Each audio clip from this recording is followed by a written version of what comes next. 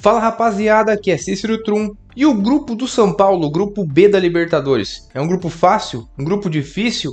Veja aqui a minha opinião sobre esse grupo. O São Paulo, que é o cabeça de chave do grupo, naturalmente é um favorito para conquistar a Libertadores, independente do momento que está vivendo. O São Paulo é o maior campeão brasileiro da Libertadores, juntamente com o Santos, com o Flamengo e com o Palmeiras, todos têm 3 títulos. Mas o São Paulo, em competições internacionais, é o time brasileiro que mais representa lá fora, né? Ganhou praticamente tudo, não à toa é 3 vezes campeão mundial. E o clube vem mostrando aí uma instabilidade nesse começo de temporada. Tem muitos jogadores lesionados, já convive há um bom tempo com esse tipo de problema. Tem em seu grupo jogadores realmente que vivem se machucando. Esse é um problema sério. Talvez até tenha algum problema aí no preparo físico da equipe, a gente não entende, mas desde ano passado vem tendo inúmeros jogadores lesionados. E acabou sendo eliminado então para o Novo Horizontino no Paulistão. Decidiu manter o Carpini, o que na minha opinião foi um erro já ter contratado o Carpini para ser substituto do Dorival, que era um treinador extremamente experiente e conseguiu colocar esse elenco do São Paulo nos trilhos. Foi campeão da Copa do Brasil, fez um excelente final de 2023. E o Carpini é um treinador que eu acho que tem um grande futuro no futebol, mostrou muito talento aí ao comandar o Juventude, subir para a Série A com o Juventude. É um treinador que tem boas convicções, mas ainda é muito inexperiente, ele nunca disputou uma Libertadores, por exemplo, então não está ainda no porte de treinar no São Paulo. Eu acho que ele precisava seguir um caminho aí um pouco aí de treinar algum outro time um pouco menor, de repente. Vamos pegar aí um exemplo, um Cuiabá, por exemplo, que é um time de Série A, mas que está se mantendo na Série A, seria um bom lugar para ele fazer um treinamento e começar a ter mais experiência e não ir diretamente para o São Paulo.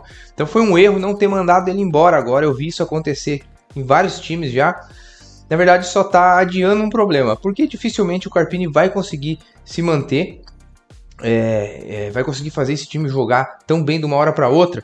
Eu acho que precisa aí de um técnico mais experiente. E no final das contas o São Paulo acaba perdendo o tempo que poderia estar se preparando já com um técnico novo e experiente aí para Libertadores e Brasileirão. Mas é claro, eu espero que eu esteja errado e que o São Paulo consiga deslanchar aí nas mãos do Carpini. O São Paulo não tem um elenco tão forte como, por exemplo, o Flamengo, o Palmeiras e o Atlético Mineiro tem, que podem, por exemplo, deixar jogar partidas do Brasileirão com time reserva ou poupar muitos jogadores e mesmo assim manter o nível. A gente sabe que não é assim o que acontece. Quando o São Paulo não tem algumas peças ali, não consegue render. Por exemplo, sem o Lucas já é difícil criar jogadas, sem o Caleri é difícil fazer gols. E por aí vai, né? Tem muitos outros jogadores importantes no time que não tem uma peça na reserva para substituí-lo. Então, o São Paulo vai priorizar a Libertadores, é certo isso. E o Carpini vai acabar perdendo ainda muitos jogos no comando do São Paulo, talvez jogos bobos no Brasileirão, o que é natural e acho que não vai conseguir resistir a uma pressão. E com relação aos adversários que o São Paulo encarará aí na Libertadores, primeiramente tem o Barcelona de Guayaquil, que é a cidade mais populosa aí do Equador. O Barcelona já foi 2 vezes finalista da Copa Libertadores, então tem uma experiência grande na competição, não é um time bobo, né? Ao contrário do que muita gente pensa, nem toda cidade do Equador tem altitude. Então é o caso aqui de Guayaquil, que só tem 4 metros de altitude. É excelente, o São Paulo não vai sofrer com isso. O uruguaio Diego Lopes é o treinador da equipe e costuma escalar o seu time em uma formação 4-5-1. É uma equipe que joga de maneira cadenciada, com muito toque de bola e vem enfrentando bastante dificuldade aí nesse começo de temporada. Não vem tendo resultados sólidos e vem marcando poucos gols. Alguns jogadores interessantes e conhecidos que tem no elenco são os uruguaios Carlos Rodrigues, atleta de muita força física e boa marcação. Também tem o volante Bruno Pinhatares, que é ídolo do clube, e ainda o lateral direito Matias Soares. Esse jogador teve passagem já pelo Montpellier da França e também pela seleção uruguaia. O camisa 10 do time é o argentino Damian Dias. Ele tem 37 anos e é o grande nome técnico dessa equipe, um jogador que tem um passe diferente, muita visão de jogo, além dos bons chutes também com a perna direita. Está indo para a sua 10ª temporada no time de Guayaquil. O centroavante é Francisco Fidrizevski. Ele anotou 14 gols no ano passado e tem muito faro de gol. Ainda tem também o ponta Djorkaeff Reasco, que é filho do ex-jogador do São Paulo. O lateral Nisser Reasco, campeão com o tricolor de 3 Brasileirões.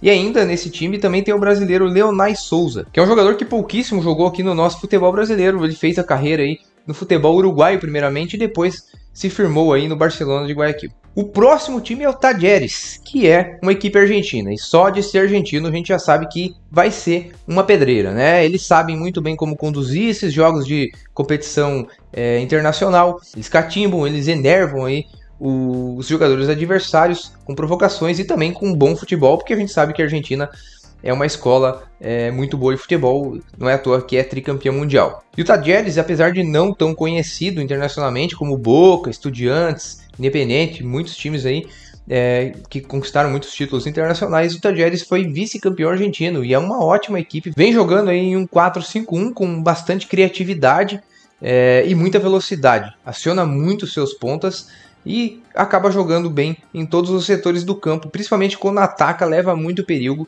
pois é um time bem pragmático. Quando sobe ao ataque, é visando fazer gols, né? Não cadencia tanto o jogo como, por exemplo, o Barcelona de Guayaquil faz. Acabou perdendo aí o seu principal jogador, ao meu ver, que era o Michael Santos. Ele que foi artilheiro do campeonato argentino, sem nem ter completado o campeonato argentino, ele saiu ainda no meio da competição para uma equipe da MLS, marcou 13 gols. Mas também teve bons reforços, como por exemplo o meia Marcos Portillo, do Newell's, o experiente atacante Gustavo Bou, que foi artilheiro da Libertadores em 2015, quando jogava pelo Racing, e ainda tem alguns outros nomes interessantes que precisam ser citados, como Matias Catalán, lateral direito da seleção chilena, o Matias Galarza, jovem meia que passou pelo Vasco da Gama de 2020 a 2022, também tem o Valentim De Pietri, que atuou no Fortaleza recentemente, e o ponta paraguaio Ramon Sosa, que está em grande fase, é veloz e muito perigoso. Tem o Nahuel Bustos, esse é conhecido aí da torcida do São Paulo, passou por aqui e não deixou saudades, e ainda também tem o Rubem Bota, que para quem não lembra era o grande destaque daquele Tigre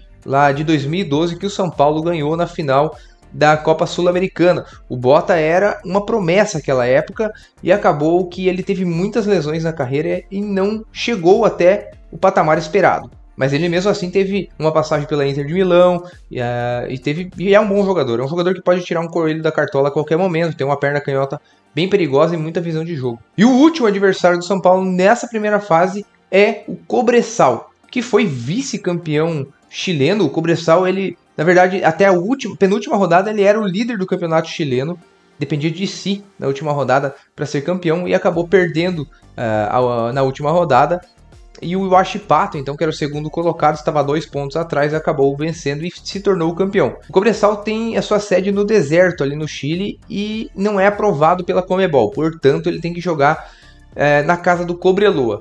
Mas também é um problema, porque também tem altitude lá. E é mais de 2.000 metros. Então, o São Paulo vai ter problemas aí com altitude contra esse time chileno. O Cobresal acabou perdendo o seu principal artilheiro do ano passado, o panamenho Cecílio Waterman, que foi para o Alianza Lima. Inclusive a gente já comentou aqui no outro vídeo, para quem tiver interesse, o grupo A foi comentado. O Alianza Lima faz parte do grupo A, é o grupo do Fluminense. Se quiser ver, vai estar aqui em cima o link. E o Cobresal também tem outros jogadores interessantes. O argentino Gastón Lescano, um atleta que tem boa média de gols pelo clube, pode jogar como centroavante ou como ponta. O Guilherme Pacheco, que é um lateral de muita presença ofensiva. Tem o meia Leonardo Valência, que jogava no Botafogo. Muitos devem lembrar aí do Leonardo Valência, é bom jogador, tá? Ele é um cara que é muito veloz. Também tem uma boa ginga, é difícil de marcá-lo e quando ele puxa para a perna direita tem um ótimo chute. Ele está numa fase excelente aí no Cobresal, ele fez 10 gols na temporada passada e 6 assistências. O ponta Franco Garcia é um jogador também bem interessante, é destemido e veloz. Então, ao meu ver, é um grupinho bem complicado esse do Tricolor. Eu acho que o Talleres vai trazer bastante desafio para o São Paulo, principalmente fora de casa, mas também no Morumbi. A gente sabe como são os times argentinos jogando fora de casa e contra os brasileiros, pior ainda, né? Tem o Barcelona de Guayaquil, que é uma equipe que também é desafiadora, é complicado enfrentar os equatorianos. Eles vêm trazendo bastante problema para os times brasileiros, principalmente o LDU e o Del Valle sempre incomodam, aí é pedra no sapato. E ainda tem o Cobresal, que talvez não seja um time tão qualificado, mas que tem a altitude a seu favor, e isso é um problema. O São Paulo vai ter que fazer valer o seu mando de campo. O Morumbi é um estádio amedrontador para os adversários, a gente sabe disso nas competições internacionais. A torcida do São Paulo é um espetáculo, enche o estádio e faz um barulho realmente ensurdecedor.